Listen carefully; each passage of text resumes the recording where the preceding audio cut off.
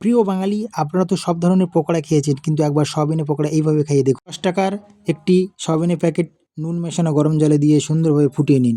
এরপর তুলে ঠান্ডা জলে খুব সুন্দরভাবে ধুয়ে নিন।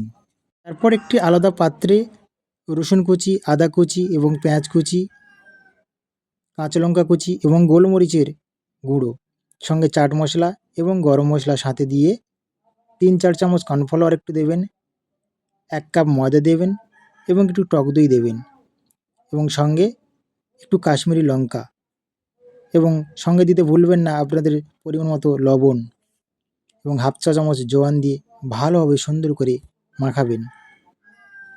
এরপর কড়াইয়ে তেল গরম করতে দেবেন, দিয়ে ধীর আঁচে ধীরে ধীরে সুন্দরভাবে ভেজে নেবেন পকোড়াগুলো।